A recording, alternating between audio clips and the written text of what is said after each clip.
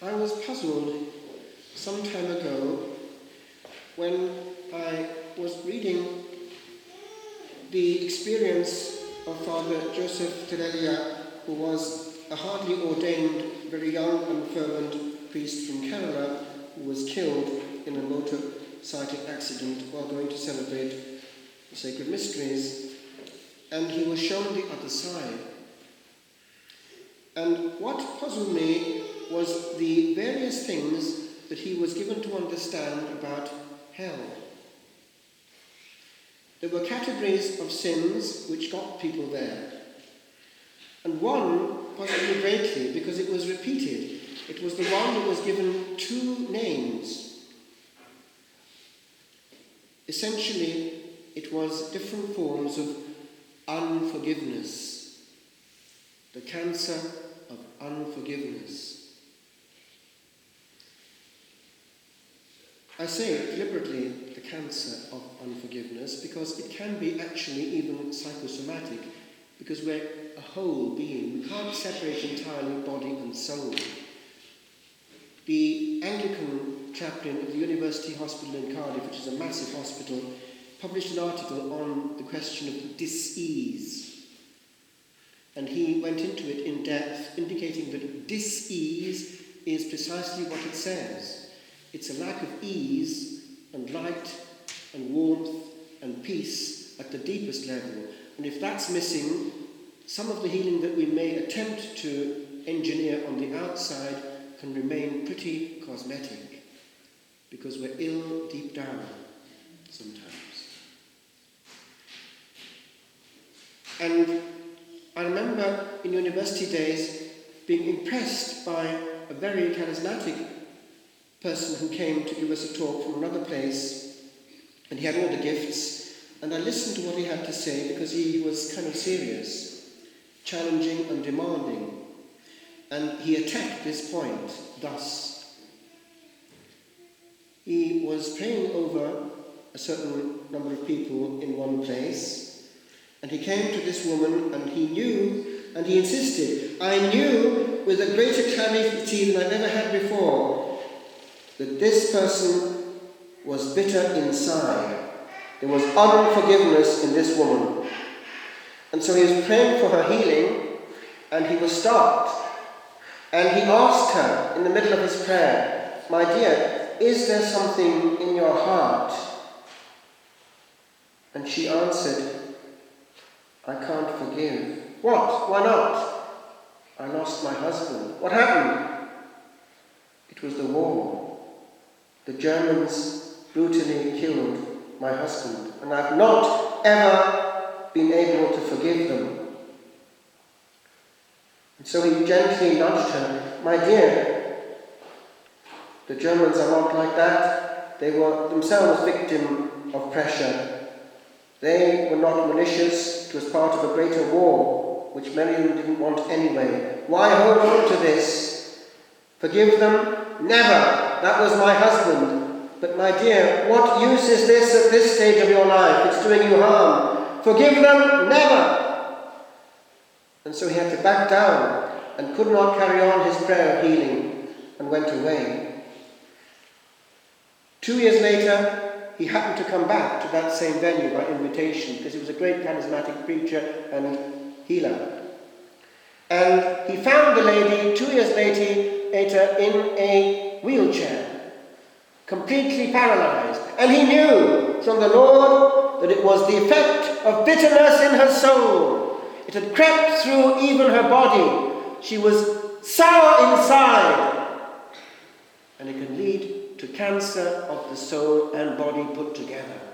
We can't separate the layers of our being. Remember that. And by the way, we know also from experts that one of the things that makes us more open to illness is a continuous hardness and pressure and bitterness coming at us. Because people who are damaged and damaged and damaged by pain upon pain upon pain of sharp edges coming at them all the time are weakened psychologically and actually physically, and they get things more easily than others. Healing is not something easily fixed on the outside. I know of a case, unfortunately, where a superior general was pretty violent sometimes in the letters that he would send to people in the order, and they had catastrophic effects on people living with the Lord in silence and solitude. I know of one case where a letter came from a superior general. A few days later, the humble hidden monk was dead. I think he took his own life. But these things, words, even on paper, can go deep, deep, deep, and some people aren't strong enough to get over them. Watch your words. They can have an everlasting effect. And some people, young people, can't face a person face to face, and even though they've been deeply in love with such and such, rather than go up to the person eye to eye and say they want to end the relationship, they'll calmly, even in the bliss of their bed, send a text to the distant face they cannot see and say it's all over. And they can't imagine the sharp edge and the eventual result of just a text coming out of a small phone on that person at the other end, whom they may not ever see again, and may have caused that person's suicide. Some years ago, probably now 2 or 3 centuries, a person was actually not well. And this person was actually quite young. He went to confession, and it was known that there was an ongoing feud. There was something in his life which had never been sorted, and there was bitterness in the air. So the priest obviously handled it in confession, given his state, and I understand, gave absolution and got the conditions required.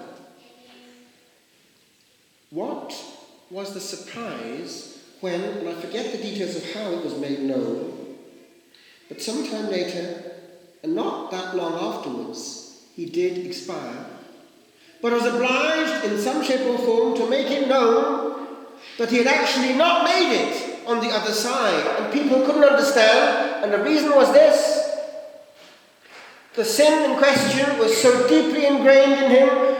All those years he'd been in a state of bitterness and automatic unforgiveness, that even absolution, when at that point he was brought back to grace, he reverted in the short time he had afterwards to that same comfort zone of unforgiveness, as though there was something to win, and he lost his soul.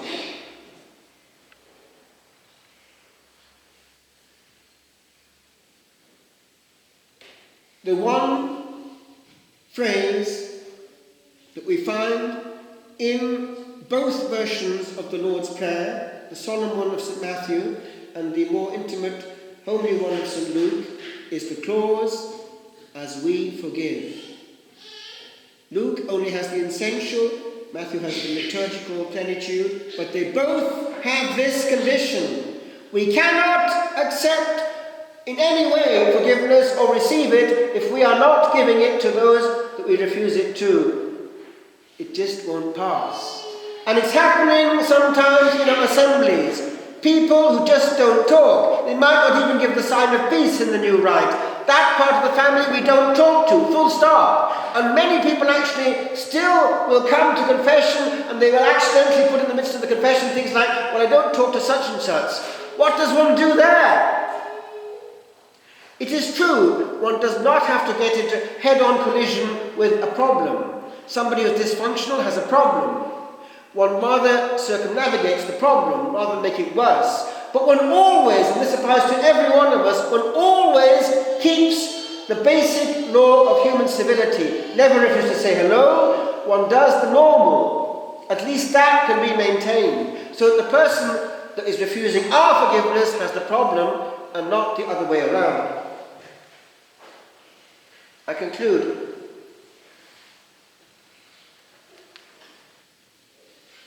This is the beginning of the month of the Holy Souls, and this morning I reflected for a while on the mystery of precisely preparing for the last encounter. And I relived a moment of a few months ago when it was a very quiet day. Liturgically, the most quiet day is Holy Saturday, for a hermit at least, because there's nothing happening. We're waiting where? At the tomb. The whole cosmos is waiting. And I waited too. I went to the abbey in front of my house, sat there in the graveyard, and thought, and thought, and thought, and listened, and listened, and listened. And I wrote this, which I'll give to you now, because it hit me. All these little tombs contain two dates: birth and death. This little dot on the map of eternity, always pretty small. And in that little dot that we call time, the whole of eternity is played.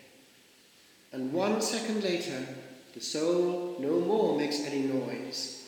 It sits in the scales, waiting which way its life, its story, its merits, its charity will push the scales.